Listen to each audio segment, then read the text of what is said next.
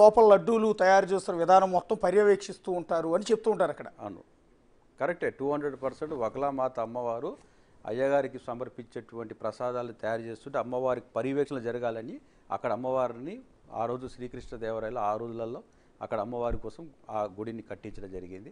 అమ్మవారు చూడాలని చెప్పేసి అది చిన్న ఒక హోలు ఇటుక మాదిరిగా కట్ చేసినటువంటి హోల్ నుంచి అమ్మవారు ప్రసాదాలు తయారు చేస్తుంది. అది ఆనందలోకి వెళ్ళేటువంటి ప్రసాదాలు.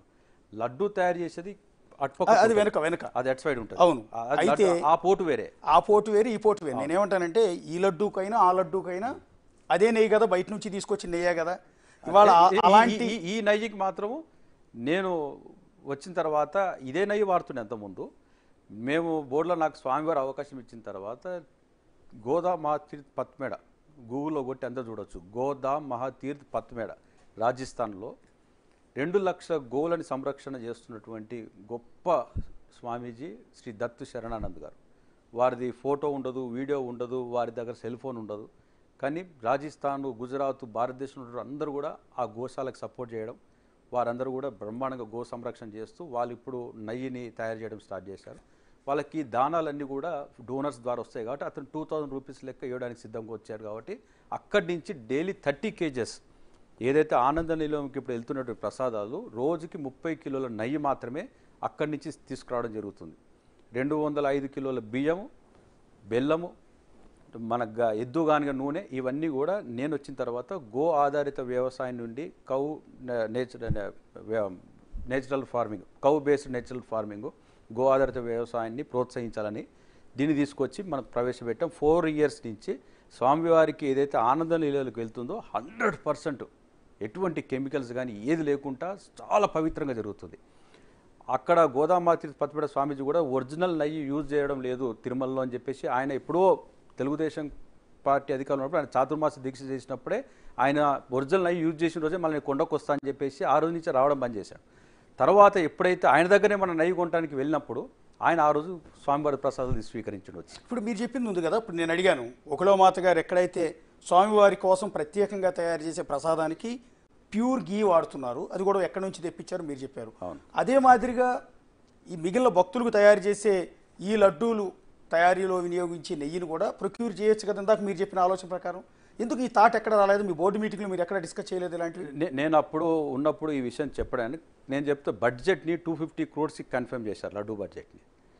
స్వామివారి సంపద, స్వామివారికి ప్రతి రూపాయి స్వామివారికి జవాబుదారీతరంగా మనం కూర్చోబెట్టినప్పుడు క్వాలిటీ చేయాలన్నప్పుడు 2000 రూపాయలకు నెయ్యి ఖర్చు పెడితే ఎవరు ఏ ప్రభుత్వం ఉన్న వాళ్ళ సొమ్ము వాళ్ళ జోబులకెళ్ళిస్తున్నారా అండి? భక్తులు డైరెక్ట్ పిలుపు ఇస్తే వచ్చి ఇస్తానికి సిద్ధంగా ఉన్నారు. 1000 కోట్లు ఇన్నికి సిద్ధంగా ఉన్నారు. ఎందుకు ఎవరికి రాలేదా ఆలోచన? ఇప్పుడు ఈ రోజు అది అది ఆలోచన కలిగించడం కోసం తక్కువకి 320 రూపాయలకి 290 రూపాయలు ఈ రోజు చంద్రబాబు నాయుడు గారి నోటి నుంచి ఇది పలికించి ప్రక్షాళన చేసుకునికే స్వామివారే ఇది ఒక దారిని చూపిస్తున్నాడు. గోవులను రక్షించుకోవడం కోసం ఆంధ్రప్రదేశ్లో ఒక 15,000 మంది పాడి రైతులను తయారు చేయడం కోసం ఒక మంచి ప్రణాళికని సిద్ధం చేసుకోవడం కోసమే స్వామివారు ఒక దారి చూపిస్తుంది అనుకుని మనం దీన్ని ప్రక్షాళన విషయంలో ముందుకు తీసుకెళ్తాం. జరిగితేనే ఇలాంటి తప్పులు. ఇంకోటి, ఇద్దరు ముఖ్యమంత్రులు మంత్రులు ఇప్పుడు కౌంటర్ల మీద కౌంటర్లు ఇచ్చుకోవడం మీరు టీవీలలో చూపించడం వల్ల ఏమి కాదండి. దాంతో ఇలా నేను జగన్ గారు తప్పనడం లేదు, చంద్రబాబు నాయుడు గారు చెప్పడం తప్పనడం లేదు. అక్కడ బోర్డు కాన్స్టిట్యూట్ చేసినప్పుడు మైక్రో లెవెల్లో ఎంతమంది ఎంత సమయం ఇవ్వగలుగుతారు? అదే స్వామివారికి సేవ చేయడం అవసరం. కానీ రాజకీయ వివాదం జరగచ్చు, ఆరోపణ జరగచ్చు, కానీ సేవ వేరే, షేవింగ్ వేరే. ఇప్పుడు జగన్ గారు పందికోవు కలిసిన నెయ్యిని తీసుకొచ్చి లడ్డూలు తయారు చేయమని ఆయన అయితే చెప్పరు కదా. ఎవరు చెప్పరు. చంద్రబాబు గారు బోర్డు మెంబర్లుగా మీరైతే చెప్పరు కదా. కానీ శివస్వామి గారు అంటున్నది ఏంటంటే, నేనైతే ఇంకోటి చెప్పు, నేను వైవి సుబ్బారెడ్డి గారి ఇంట్లో గోవులు ఉంటాయి. సో నెయ్యి అనేది ఎక్కడి నుంచి వచ్చేది? గోవు నుంచే కదా. ఆవు పాలను తీసుకొచ్చి తయారు చేస్తేనే కదా నెయ్యి తయారయ్యేది. సో ఎవరు కూడా స్వామివారి విషయంలో అలాంటి పని చేస్తే వారిని స్వామివారు ఎలా పనిష్మెంట్ ఇవ్వాలి? ఇది కలియుగం అండి. ఎవడు ఎంత దూరం మోనొస్తున్నారు అదే సంవత్సరంలో అదే పీరియడ్లో పనిషబుల్ పనిష్మెంట్ ఉంటుంది. ఈరోజు ఈ కంటైనర్ ఏదైతే ఉన్నదో భక్తులకు కూడా చాలా క్లారిటీగా నేను తెలియాల్సిన అవసరం ఉన్నది. 100% ఏదైనా తప్పు జరిగితే అది అల్పిరి బయటనే జరిగింది, వేర్ హౌసింగ్ కాడనే. కొండపైకి వచ్చినటువంటి నెయ్యిలో ఇది కల్తీ జరిగిందని మాత్రం అవాస్తవం. అది 100% కొండపైకి నెయ్యి వచ్చిన శాంపుల్ నుంచి తీసుకెళ్ళి వీళ్ళు చేసినటువంటిది కాదు. ఇది కిందనే జరిగినటువంటి శాంపిల్ని ఇందులో ఇది కలిసిందని చెప్పేసి కంటైనర్స్ వాపస్ చేశారు, ఆ రిపోర్ట్ని రిలీజ్ చేసేసారు. పైకి వచ్చిన దాంట్లో మిక్స్ అయినటువంటి దాంట్లో ఇది జరగదు అని చెప్పేసి నాకు పూర్తి నమ్మకం. ఇప్పుడు వరకు తయారు చేసి భక్తులకు సప్లై చేసిన లడ్డూల్లో కల్తీ లేదు. వాడు ఏఆర్ అంటాడు, తమిళనాడు అంటాడు, వాడైతున్నాడో వాని దాంట్లో ఇది మిక్స్ జరిగింది.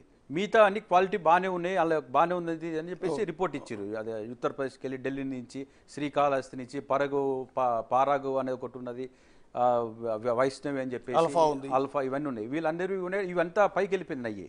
ఇది డిఫాల్ట్ వచ్చినాయి, కింది నుంచి వెళ్ళిపోయింది. మనకి ఇంకో విషయము, ఈరోజు ఏఆర్ డైరీ మీద ఎఫ్ఐఆర్ నమోదు చేయాలి. మీరు రిపోర్ట్ వచ్చిందని చెప్పేసి రాజకీయం మీరు ఎందుకు కొట్లాడుకుంటున్నారు? అక్కడ ఏఆర్ డైరీ మీద ఒక ఎఫ్ఐఆర్ చేయించాలి. తర్వాత తమిళనాడు గవర్నమెంట్కి ఒక లెటర్ రాసి ఇక్కడ కనుక హైడ్రాని ఎట్లయితే ఉపయోగించి కులగొడుతున్నారో అట్లనే అదే ప్రయోగము ఆ ఏఆర్ డైరీ మీద ఉపయోగించి మొత్తం పలగొట్టేసేసేయాలి. వానికి గొడ్డు మాంసం ఏదైతే బీఫ్ ద్వారా